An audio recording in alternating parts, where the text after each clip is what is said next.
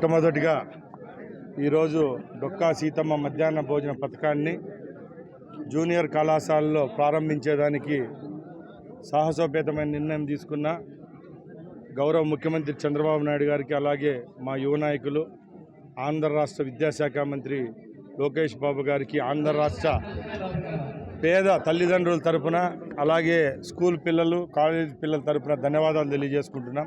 డొక్కా సీతమ్మ మధ్యాహ్న భోజన పథకాన్ని జూనియర్ కళాశాలలో ప్రారంభించేదానికి సాహసోపేతమైన నిర్ణయం తీసుకున్న గౌరవ ముఖ్యమంత్రి చంద్రబాబు నాయుడు గారికి, అలాగే మా యువ నాయకులు ఆంధ్ర రాష్ట్ర విద్యాశాఖ మంత్రి లోకేష్ బాబు గారికి, ఆంధ్ర రాష్ట్ర పేద తల్లిదండ్రుల తరపున, అలాగే స్కూల్ పిల్లలు, కాలేజ్ పిల్లల తరపున ధన్యవాదాలు తెలియజేసుకుంటున్నాం. ముఖ్యంగా రాష్ట్రంలో కూటమి ప్రభుత్వం ఏర్పాటైన తర్వాత చంద్రబాబు నాయుడు గారు ప్రవేశపెట్టే సంక్షేమ పథకాల మీద భారతదేశం అంతా ఎంతో ఆసక్తిగా చూస్తూ ఉన్నారు. ఎందుకంటే ఏ రాష్ట్రంలో లేని విధంగా పెన్షన్ వ్యవస్థను ఈరోజు ఆంధ్రాలో కొనసాగిస్తున్నాం. 64 లక్షల పెన్షన్దారులు ఎవరైతే ఉన్నారో వాళ్లకు తూచా తప్పకుండా 30వ తారీఖునే పెన్షన్ ఇచ్చే భాగ్యం కూడా మాకే దక్కింది, మా ప్రభుత్వానికి దక్కిందని గర్వంగా తెలియజేస్తున్నాం. అలాగే లోకేష్ బాబు గారి సారథ్యంలో ఈరోజు రాష్ట్ర విద్యా వ్యవస్థ కొత్త వరుడిని సృష్టిస్తూ ఉంది. దానిలో భాగంగానే గత నెలలో పీటీఎం కార్యక్రమాన్ని ఏర్పాటు చేయడం, ఎప్పుడూ లేని విధంగా స్కూళ్ళల్లో పేరెంట్స్ టీచర్స్కు ఒక దగ్గరికి చేర్చి మీటింగ్ పెట్టి రాబోయే కాలంలో ఎక్కడ ఏ సమస్యలు లేకుండా విద్యా వ్యవస్థలో కొత్త నాంది పలకడం జరిగింది. ఈరోజు రాష్ట్ర వ్యాప్తంగా జూనియర్ కళాశాలల్లో మధ్యాహ్న భోజనం పథకాన్ని ఒక మహా వ్యక్తి పేరుతో ఈరోజు నామకరణం చేసి ఈరోజు పేద విద్యార్థులందరికీ ఇవ్వడం జరిగిందంటే ఒకసారి అందరూ ఆలోచించాల. ఎందుకంటే చిత్తశుద్ధితో ప్రభుత్వం ఏర్పాటైన తర్వాత పేదల పక్షపాతం తెలియజేసుకుంటూ చంద్రబాబు నాయుడు గారు అయితేనేం, లోకేష్ బాబు గారు అయితేనేం ఈ కార్యక్రమాలన్నీ చేపట్టడం జరిగింది. పేదవారందరికీ శుభదినం. ఎందుకంటే ఆనాడు మా ప్రభుత్వం లేనప్పుడు రాష్ట్రంలో ఎక్కడ చూసినా దోపిడీలు, అరాచకాలు, పోలీస్ స్టేషన్లంతా సెటిల్మెంట్తో నిండిపోతే ఈరోజు గ్రామసీమల్లో సంక్షేమ అభివృద్ధి కార్యక్రమాలు జరుగుతూ ఉన్నాయి.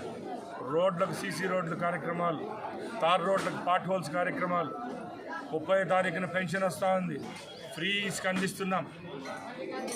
ఎప్పుడు డిఎస్సి అని పేరెత్తని ఆ నాయకుడైతే మా నాయకుడు వస్తానంటే 16,500 పోస్టు డిఎస్సి ఫిలప్ చేసి మార్చి లోపల ఎగ్జామ్స్ పెట్టేదానికి కూడా చర్యలు తీసుకుంటా ఉన్నామంటే ఈ ప్రభుత్వం యొక్క చిత్తశుద్ధి ఎంత ఉందో ఒకసారి అర్థం చేసుకోవాలా. గత ఎన్నికల ముందు సూపర్ 6 అని ప్రజల్లోకి వచ్చాం మా కూటమి ప్రభుత్వం. దానిలో భాగంగా నాణ్యంగా ఏవైతే సూపర్ 6లో చెప్పామో అవన్నీ ఒక్కొక్కటిగా ప్రజలకు ఇస్తున్నాం. దానిలో భాగంగానే 64 లక్షల పెన్షన్లు పెంచి 4,000 రూపాయలు అందించడం జరుగుతూ ఉంది. ఈరోజు మీరు అడిగినట్లు మహిళామూర్తులందరికీ రాష్ట్రంలో ఫ్రీ బస్ సౌకర్యాన్ని కల్పించేదానికి చంద్రబాబు నాయుడు గారు, అలాగే మా ప్రభుత్వం ఒక 3-man కమిటీ వేయడం జరిగింది. దానిలో భాగంగానే నిన్న మేము కర్ణాటక రాష్ట్రంలో పర్యటించడం జరిగింది. ఇంకా కూడా పొరుగు రాష్ట్రాలైన తెలంగాణ అయితేనే, తమిళనాడు, ఢిల్లీలో పర్యటించి ఆ రాష్ట్రంలో జరుగుతున్న ఆ విధానాన్ని ఒకసారి స్టడీ చేసిన తర్వాత అతి త్వరలోనే మన రాష్ట్రంలో కూడా పైపెచ్చుగా ఆ రాష్ట్రాలతో పోలిస్తే ఇంకా ఘనంగా ఈ రాష్ట్రంలో ఎవరైతే ఇంత ఘన విజయానికి కారకులైనారో ఆ మహిళామూర్తులందరికీ అందించేదానికి సిద్ధంగా ఉన్నామని తెలియజేసుకుంటున్నాం. కూటమి ప్రభుత్వం ఏర్పాటైన తర్వాత చంద్రబాబు నాయుడు గారు ప్రవేశపెట్టే సంక్షేమ పథకాల మీద భారతదేశం అంతా ఎంతో ఆసక్తిగా చూస్తూ ఉన్నారు. ఎందుకంటే ఏ రాష్ట్రంలో లేని విధంగా పెన్షన్ వ్యవస్థను ఈరోజు ఆంధ్రాలో కొనసాగిస్తున్నాం. 64 లక్షల పెన్షన్దారులు ఎవరైతే ఉన్నారో వాళ్లకు తూచా తప్పకుండా 30వ తారీఖునే పెన్షన్ ఇచ్చే భాగ్యం కూడా మాకే దక్కింది, మా ప్రభుత్వానికే దక్కిందని గర్వంగా తెలియజేస్తున్నాం.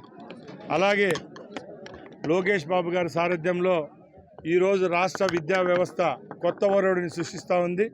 దానిలో భాగంగానే గత నెలలో పీటీఎం కార్యక్రమాన్ని ఏర్పాటు చేయడం, ఎప్పుడూ లేని విధంగా స్కూళ్ళల్లో పేరెంట్స్ టీచర్స్కు ఒక దగ్గరికి చేర్చి మీటింగ్ పెట్టి రాబోయే కాలంలో ఎక్కడ ఏ సమస్యలు లేకుండా విద్యా వ్యవస్థలో కొత్త నాంది పలకడం జరిగింది.